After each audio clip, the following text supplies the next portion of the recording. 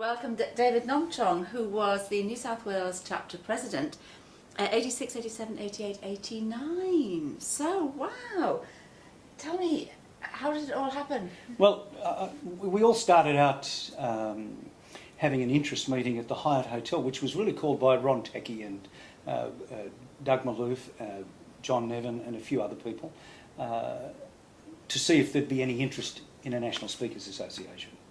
And I attended that meeting with several other people, and as a result of that meeting we had another interest meeting at the Wentworth Hotel, several months later.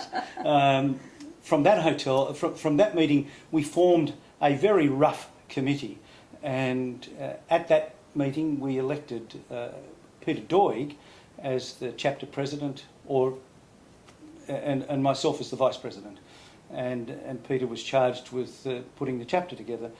Because of business commitments, Peter was really only in the job for about 90 days and then couldn't continue on. So I picked up the mantle as president. So that's essentially what happened. I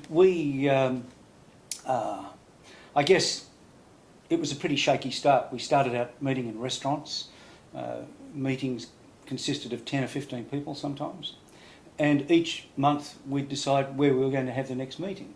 So we shuffled around restaurants around Sydney for several months, and I thought, this is really a crazy idea. So I went down to the Masonic Centre in Pitt Street and personally put a deposit down and secured the meeting room for the next 18 months. Fantastic. For the last Thursday of the month. And that's how we started that process. And from that we built a chapter, meetings of up to 200 people coming at a meeting.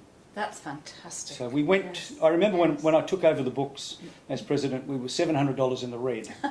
And I think when I handed back, we had about 14 grand in the bank, so I was pretty happy with that. That's exceptionally, yeah, that was in 89. That was in 89. Yes, yeah. Very good. There must have been so many highlights. I think the great thing that happened, in the very early stages, when we were finding our feet, a lot of people joined national speakers because they thought, if I become a national speaker and get a badge or somebody will give me a gig.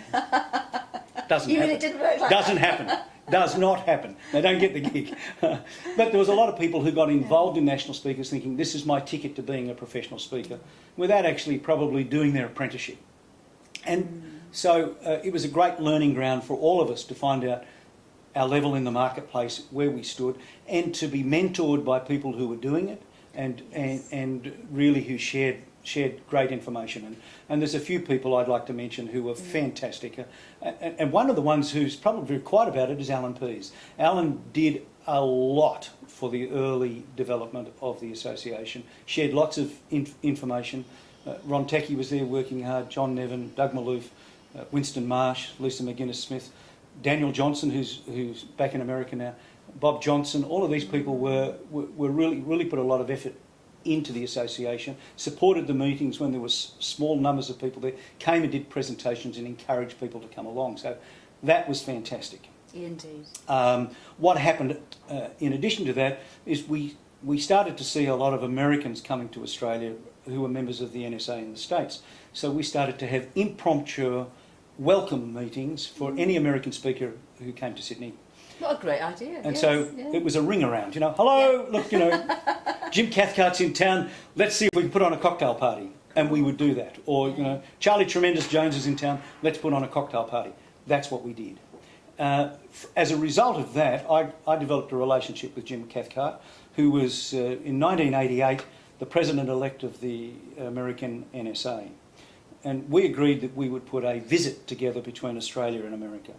And so the next year I put a group together, and we had members from both the Victorian chapter and the Sydney chapter, about 24 of us, and we took a hike to the Lowe's Anatole Hotel in Dallas, Texas, where we presented ourselves to the American Association and began a formal relationship.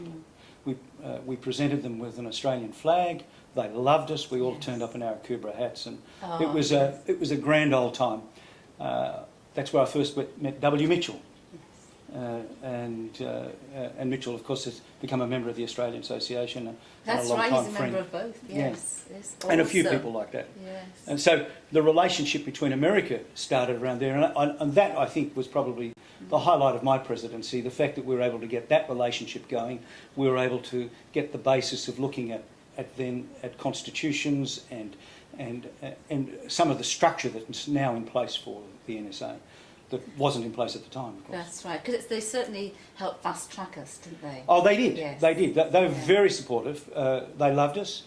We brought new passion to them. Lots of the Australians got to give presentations at the American convention. We got to go to a lot of their special interest groups and education groups. That was really educational. And suddenly there was a huge increase in knowledge and skill for Australian speakers.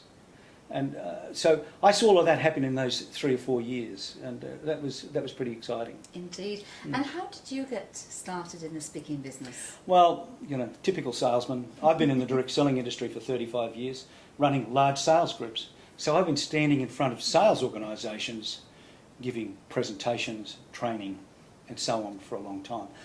At one stage of my career, I was the sales director of a company called Success Motivation Institute, and I used to give lots of free talks to encourage people to buy our education and training programs.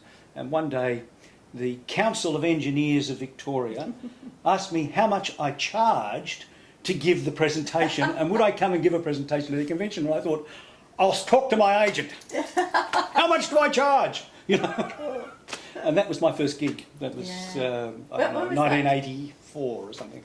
Something about 84, something like that. And then it's just onwards and upwards. And onwards and upwards. And of course, being a salesman, like a lot of speakers I know have challenges. How do I get to the marketplace? Because I came from a sales background, I knew about things like prospecting, knocking on doors and giving presentations and asking for the business. And that's how I got the business. Well, I was going to, the next question actually is usually is how do you develop your topic? Well, your topic was obviously selling. My topic was selling, coaching, motivation. The Australian marketplace is small. And as a consequence of that, there was a little bit of downward pressure on pricing. Now, when you're making a full-time living out of the industry, that can be a bit tough. Yes, you want to keep the prices up. Well, you want to, but you also want to deliver value, and there were a lot of people who could talk the talk, but actually couldn't walk the talk, who started to get into the marketplace. So I think I probably would have promoted a tougher stance. I think the stance is probably tougher now, but I think I would have promoted a tougher stance in those early years. I think we probably did ourselves a little bit of harm. David, what are your thoughts on producing product?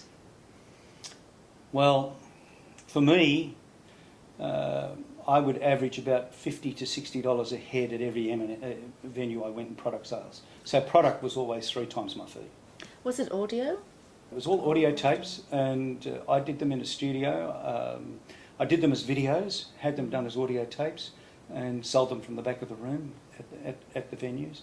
And I found that people want to take a piece of you home, if you're good. If there is one must for speakers, what would that be? Passion. Okay, cool. Passion. Yeah. And don't do it for the audience. That's nice, yes. Don't do it for the audience applause. Don't do it for the accolades. Do it to make a difference. Yeah. Go to the heart of the people. See a difference. See them.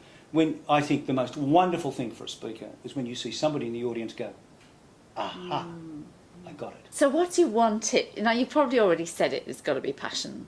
Yeah. Do what you are passionate about. Speak what you're passionate about. We can speak about lots of things, but when we speak with passion about something that's in our heart, we can't help but move the emotions of those people around us. And if we're out to create change, well, we may be out to educate, and that's fine. But if we're out to motivate and create change, you only do that with passion. I don't think you do that with just information. Even if it's cleverly over PowerPointed, music-backed information, it still doesn't do it. But you can stand there with no notes, no PowerPoint, no music, no props, and a gobload of passion, and you'll just get their hearts. Definitely.